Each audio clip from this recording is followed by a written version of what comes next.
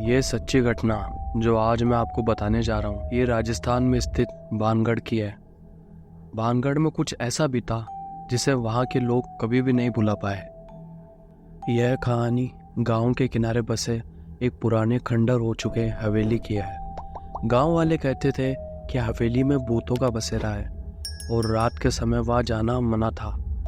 लेकिन एक दिन राजू नाम का लड़का, जो हमेशा से डर को मजाक समझता था, अपने दोस्तों के साथ वहाँ जाने का फैसला करता है। रात का समय था।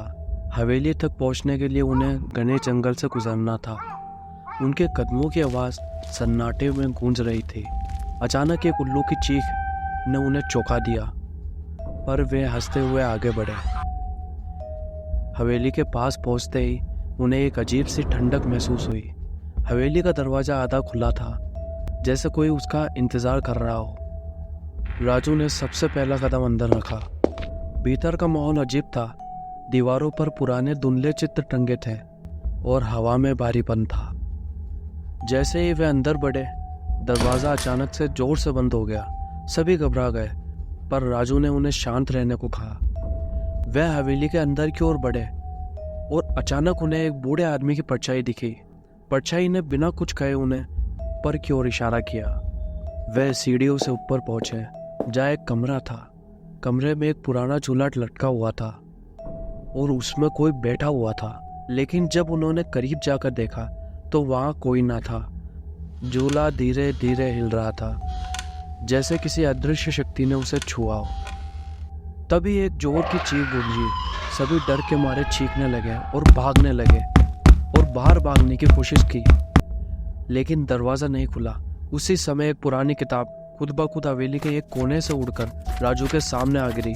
किताब के पन्ने खुद ही पलटने लगे और उसमें से एक पेज पर खून से लिखा हुआ था, तुम्हारा अंत यही होगा। राजू ने हिम्मत जुटाकर किताब को बंद किया और उसे उठाकर फेंक दिया। जैसे ही किताब जमीन पर गिरी, कमरे की दीवारें हिलने लगी और हवेली में चारों तरफ से चिल्लाने की आवाज़ आने लगी। ऐसा लगा जैसे सैकड़ों आत्माएं उनकी ओर बढ़ रही हो। डर के मारे सभी भागने की कोशिश कर रहे थे, परंतु उनके कदम वही जकड़ गए।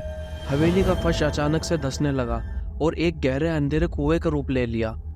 राजू और उसके दोस्त उस कुएं में गिरने लगे। वे जितना चिल्लाते, कुएं की गहराई उतनी ही बढ़ती जाती। उनके शरीर भारी होते जा रहे थे, जैसे कि कोई उन्हें नीचे खींच रहा हो। अंततः हवेली का दरवाज़ा खुला और गांव के लोग दौड़ते हुए वहां पहुंचे, लेकिन अंदर कोई ना था।